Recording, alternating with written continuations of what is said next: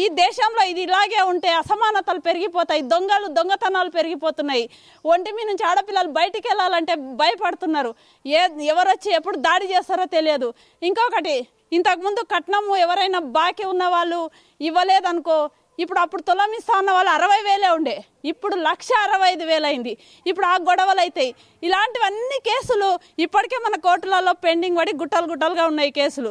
ఈ వరకట్నం రూపంలో ఈ బంగారం ఇవ్వడం వల్ల మన దేశంలో చాలా ఇబ్బందులు ఏర్పడుతున్నాయి. కాబట్టి నేను ఒకటి చెప్తున్నా, పెళ్ళిళ్ళలో బంగారం పెట్టే విధానాన్ని నిషేధించండి. లేదా మీరు ఆర్బీఐ దగ్గర గోల్డ్ గుట్టలుగా ఉంది, దాన్నైనా పంచండి. లేదా మీరు ఒక పథకం తీసుకొచ్చి సంపన్నుల మీనన్నా మీరు కొంచెము పన్నులు ఎక్కువ వేసి పేదవాళ్లకు ఇన్ని గ్రాములు పెళ్ళిళ్ళకి ఇస్తున్నామని ఒక పథకం రూపొందించండి. ఇవన్నీ ఏవి చేయకుండా చేతులు దులుపుకొని పల్లికి లీచుకుంటూ నిలబడ్డ పాలకులకు నేను ఒకటే ప్రశ్నిస్తున్నాను. పెరిగితే ఏమవుతుంది అంటున్నారు. పెరిగితే ఆడపిల్లకే నష్టం వస్తుంది. పేదింటి మగపిల్లలకు కూడా అమ్మాయిని ఇవ్వడానికి వెనకాడుతున్నారు.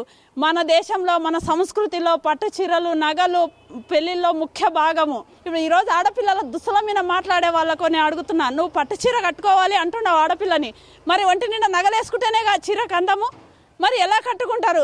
అందుకే ఈరోజు ఆడపిల్లలు కాళ్ళకు బూట్లు వేసుకుంటున్నారు, టీషర్ట్లు వేసుకొని తిరుగుతున్నారు. అట్లా తిరిగినా మళ్ళీ ప్రాబ్లం మాట్లాడుతున్నారు. ప్రతిదీ ఆడపిల్ల మీద విమర్శిస్తున్నారు. కాబట్టి పెళ్ళిళ్ళలో ఈ కట్నం సరే, వాళ్ళు ఎవరైనా లవ్ మ్యారేజ్ చేసుకొని పోతే మళ్ళీ అది ఒక పరువు హత్యలు. ఇటు బంగారం పెట్టలేక పరువు హత్యలు చేస్తున్నారు, అటు పెళ్ళిళ్ళు చేసుకుంటే పరువు హత్యలు చేస్తున్నారు. కాబట్టి ప్రతిదీ ఈ దేశంలో ఆడపిల్లకే గుదిబండ. ఈ బంగారం ధర పెరగడం వల్ల కనీసం కాళ్ళకు మెట్టలు పెట్టాలన్న 20,000 అప్పు చేసుకోవాల్సిన పరిస్థితి వస్తుంది.